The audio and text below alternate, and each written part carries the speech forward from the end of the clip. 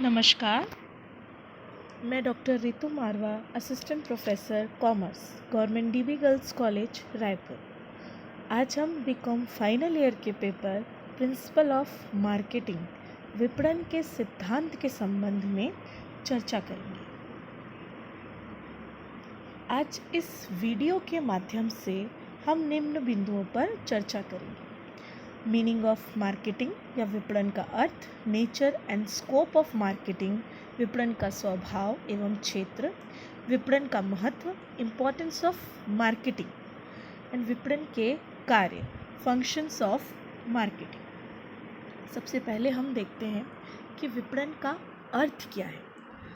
सरल अर्थों में उपभोक्ताओं की आवश्यकता के अनुरूप उत्पादन करके उत्पादन को उपभोग के लिए समर्पित करना है, जिससे कि जनसाधारण के रहन सहन में वृद्धि हो सके और उपभोक्ताओं को संतुष्टि देते हुए लाभ प्राप्त किया जा सके। यदि हम और सरल शब्दों में देखेंगे तो वस्तुओं और सेवाओं के उत्पादन से पूर्व किए जाने वाली क्रियाओं से लेकर विक्रय उपरांत दी जाने वाली सारी सेवाएं जो है वो विपणन में सम्मिलित होती हैं। विपणन की परिभाषा जो है विभिन्न विद्वानों के द्वारा दी गई है। इनमें प्रोफेसर एच.एन. हेल्सन द्वारा दी गई जो परिभाषा है वो मैं आपको बताती हूँ। विपणन उपभोक्ताओं की आवश्यकताओं एवं इच्छाओं की खोज करने एवं उस खोज को वस्तुओं और सेवाओं के विशेष विवरणों में परिणित करने की प्रक्रिया है, जिसमें इन वस्तुओं एवं सेवाओं की मांग उत्पन्न की जाती है और फिर इस मांग में वृद्धि की जाती है। अब हम देखेंगे कि विपणन का स्वभाव एवं क्षेत्र कैसा है। वस्तु या सेवा को उत्पादक से उपभोक्ता तक पहुंचाने के लिए जो भी व्यापारिक क्रियाएं की जाती हैं वही विपणन के स्वभाव एवं क्षेत्र के अंतर्गत आती हैं। विपणन के स्वभाव एवं क्षेत्र के अंतर्गत निम्नलिखित क्रियाओं का हम अध्ययन कर सकते हैं। इसमें सर्वप्रथम है उपभोक्ता अनुसंधान या कंज्यूमर रिसर्च। वर्तमान समय में विपणन क्रियाओं की जो शुरुआत है वो उपभोक्ता अनुसंधान से ही प्रारंभ होती है। उपभोक्ताओं की आवश्यकताओं, उनकी आदतों, रुचियों एवं फैशन का पता लगाकर ही वस्तुओं का उत्पादन किया जाता है। दूसरा पॉइंट है वस्तु नीतियों, मूल्य नीतियों का निर्धारण।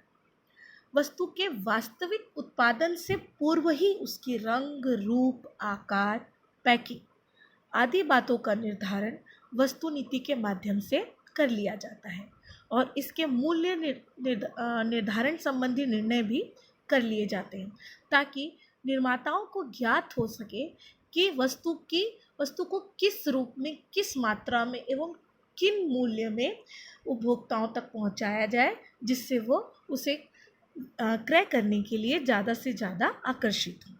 तीसरा पॉइंट है वितरण माध्यम का निर्धारण, डिस्ट्रीब्यूशन चैनल, जो कि निर्माण के पश्चात वस्तुओं के वितरण के लिए उचित माध्यम का चुनाव करना, यह भी विपणन के क्षेत्र से संबंधित है।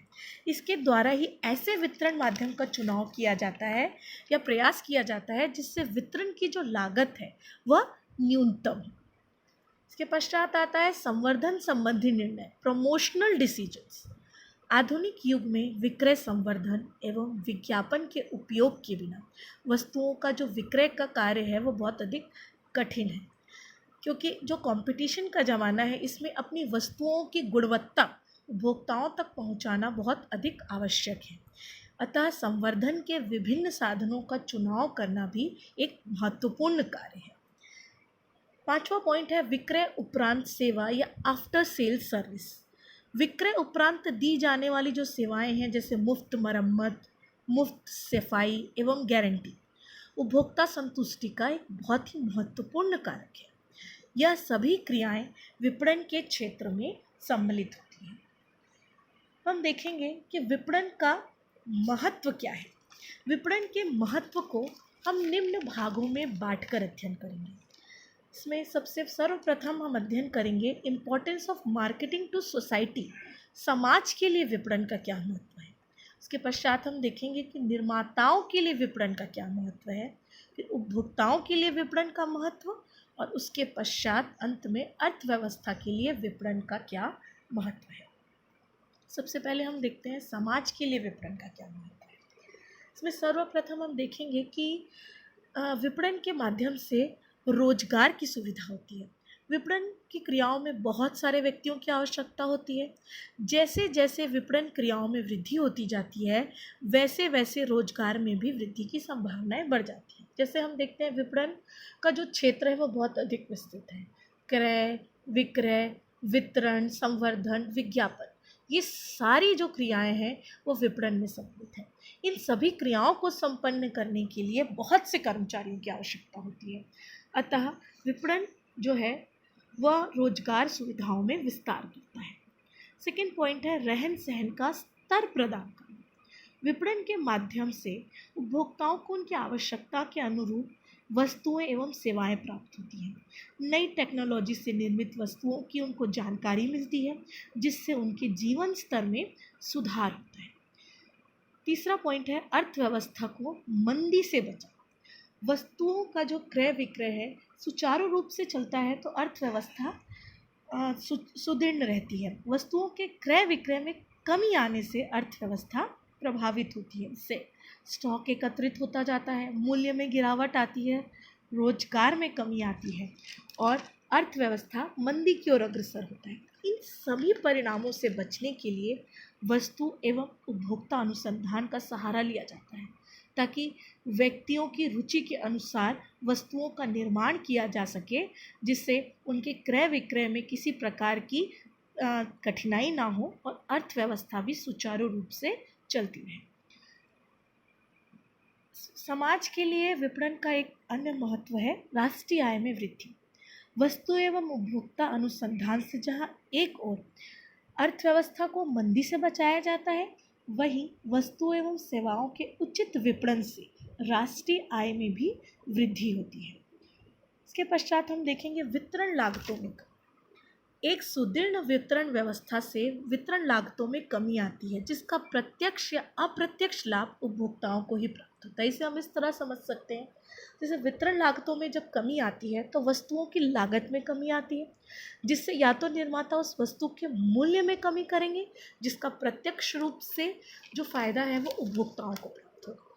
यदि वह इसके मूल्य में कमी नहीं भी करते तो इस लाभ के हिस्से का प्रयोग वो या तो वस्तु अनुसंधान, उपभोक्ता अनुसंधान या कर्मचारियों के हित में करते हैं, जिसका अप्रत्यक्ष लाभ समाज को प्राप्त होता है। अब हम देखेंगे कि निर्माताओं के लिए विपणन का क्या महत्व है। सर्वप्रथम यह नियोजन एवं निर्णयों में सहायक है। निर्माता किसी वस्तु का उत्पादन करने से पूर्व विपणन अनुसंधान के द्वारा उपभोक्ताओं की रुचि एवं आवश्यकताओं का पता लगा लेते हैं, जिससे उन्हें व्यावसायिक निर्णय लेने में सहायता मिलती है और वह उन्हीं के अनुरूप निर्णय लेकर वस्तुओं का निर्माण करते हैं। आय सृजन में सहायक। उचित व्यावसायिक निर्णय एवं विपणन विभाग की कुशलता पर ही व्यवसाय का लाभ मुख्य रूप से निर्भर करता है। यदि व्यावसायिक निर्णय किसी भी जगह गलत साबित होते हैं तो इसका पूरा प्रभाव वस्तु के विक्रय एवं लाभ प्राप्त करने में आता है। वितरण में सहायक, हेल्पफुल इन डिस्ट्रीब्यूशन। विपणन के अध्ययन के द्वारा ही निर्माताओं को ज्ञात होता है कि वह किन वितरण माध्यमों का प्रयोग कर कम लागत एवं सुविधाजनक रूप से उपभोक्ताओं तक वस्तुएं एवं सेवाएं प्रेषित कर सकते हैं। इसके पश्चात हम देखेंगे सूचनाओं के आदान प्रदान में सहायक है। विपणन के अध्ययन के माध्यम से ही देश विदेश में हो रहे बदलावों, टेक्नोलॉजी आदि का ज्ञान निर्माताओं को होता है। यदि हम सरल शब्दों में कहें तो निर्माताओं और उपभोक्ताओं को आपस में जोड़ने का कार्य भी विपणन द्वारा ही संभव है। अब हम देखेंगे उपभोक्ताओं के लिए विपणन का महत्व। उपभोक्ताओं के लिए विपणन का महत्व काफ़ी विस्तृत है, क्योंकि हम सभी जानते हैं कि आधुनिक बाजार में उपभोक्ताओं की जो संतुष्टि है वो सर्वोपरि होती है।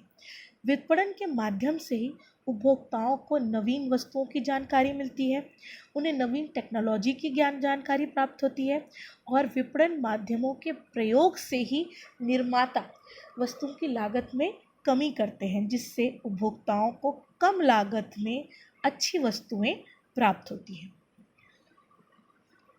अब हम देखेंगे कि अर्थव्यवस्था के लिए विपणन का क्या महत्व है।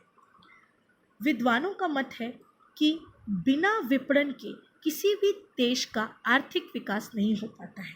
Without marketing there can be no economic development. विपणन के माध्यम से ही आज औद्योगिकरण, नगरीकरण की नवीन समस्याओं का निराकरण संभव हो पाया है। अब हम इस वीडियो के अंतिम पड़ाव अर्थात मार्केटिंग फंक्शंस, विपणन के कार्य की तरफ बढ़ते हैं। अध्ययन की सुविधा की दृष्टि से विपणन कार्यों को हम निम्न भागों में बांटकर इनका अध्ययन कर सकते हैं। सर्वप्रथम सबसे महत्वपूर्ण कार्य है प्रोडक्ट प्लानिंग एंड डेवलपमेंट, वस्तु नियोजन एवं विकास। वस्तु नियोजन एवं विकास विपणन का महत्वपूर्ण कार्य है, क्योंकि आधुनिक विचारधारा के अनुसार उपभोक्ता की संतुष्टि सबसे महत्वपूर्ण है।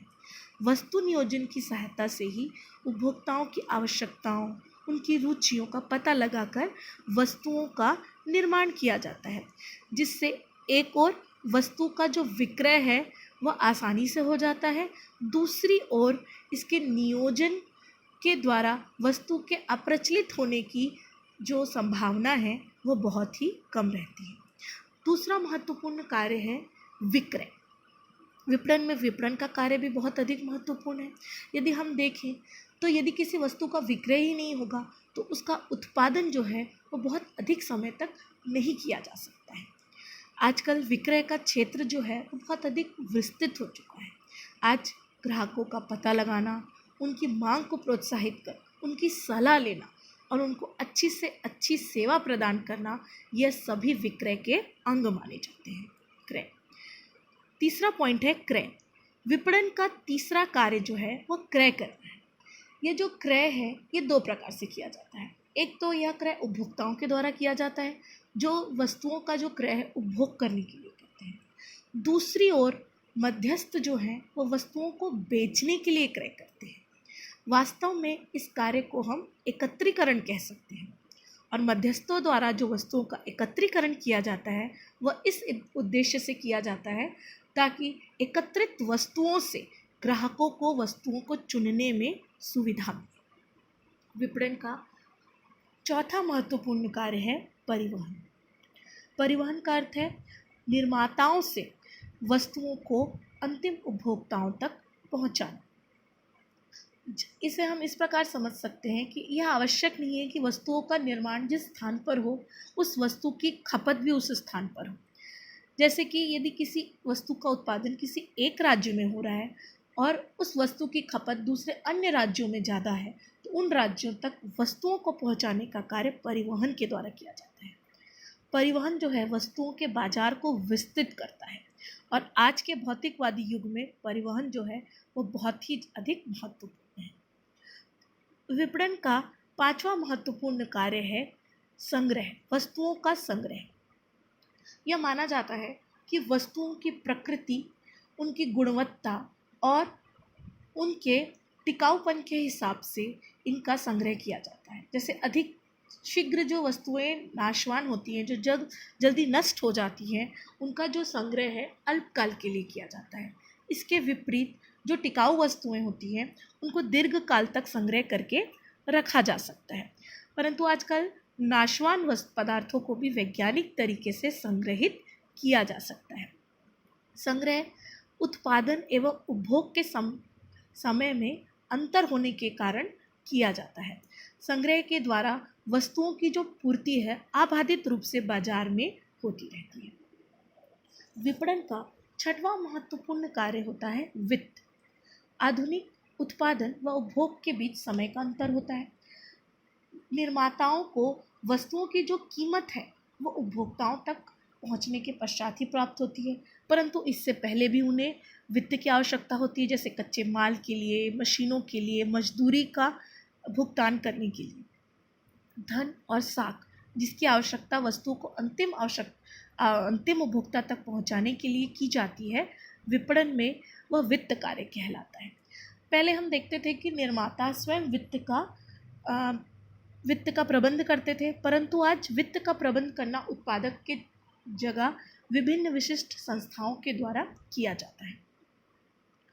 अब हम विपणन के महत्वपूर्ण कार्य को देखते हैं, जो कि है जोखिम सहन। जोखिम जो है वह अनिश्चितता के कारण उत्पन्न होता है। वस्तुओं के उत्पादन से लेकर अंतिम उपभोक्ता तक पहुंचने के बीच बहुत सी क्रियाएं संपन्न की जाती हैं। इन विभिन्न क्रियाओं के मध्य किसी प्राकृतिक आपदा के कारण वस्तु नष्ट हो सकती है, जैसे बाढ़ आने से, भूकंप आने से। इसके अलावा दुर्घटना या चोरी होने की भी संभावनाएं रहती हैं। इनमें से कुछ जोखिमों को तो बीमा के द्वारा कम किया जा सकता है, और कुछ जोखिम ऐसे हैं जिनको उठाकर ही उद्यमी को व्यवसाय करना रहता है। और विपणन के कार्यों में जोखिम का जो महत्वपूर्ण स्थान होता है। इसके पश्चात हम देखेंगे विपणन का एक अन्य महत्वपूर्ण कार्य बाजार सूचना, मार्केट इन्फॉर्मेशन। विपणन में बहुत सी सूचनाओं की व्यापारियों को आवश्यकता होती है, जैसे कि बाजार में कोई प्रतिकूल स्थिति तो निर्मित नहीं होने वाली, किसी नई प्रकार की नीति का निर्माण तो नहीं होने वाला, देश विदेश में किस प्रकार की रुचि और फैशन की चीज़ें चल रही हैं। इन सब की सूचनाओं को प्राप्त करके ही व्यापारी अपना व्यापार निर्बाधित रूप से चला सकता है, या तो वह अपने आप को प्रतिकूल प्रभावों से बचा सकता है। इसलिए व्यापार को सुचारू रूप से चलाने के लिए आवश्यकता है कि सूचनाएं उचित, सही व समय रहते प्राप्त हो सके। इसके अलावा इसका आखिरी कार्य, अंतिम कार्य जो है वो है प्रमापीकरण एवं श्रेणीकरण। आज हम देखते हैं कि आधुनिक युग में हम बहुत सी ऐसी चीज़ों का क्रय विक्रय देखते हैं जिन्हें हम छूकर या देखकर पसंद नहीं करते, अपितु उसका प्रमाप, उसकी श्रेणी, उसका ब्रांड देखकर हम उन चीज़ों को पसंद करते हैं। इसके लिए आवश्यक है कि वस्तुओं का प्रमापीकरण या श्रेणीकरण किया जा सके, जिससे व्यक्ति उसकी श्रेणी या प्रमाप देखकर उन वस्तुओं को खरीद सके। इसलिए विपणन में प्रमापीकरण एवं श्रेणीकरण का बहुत अधिक महत्व है, और यह विपणन का एक महत्वपूर्ण कार्य है। धन्यवाद।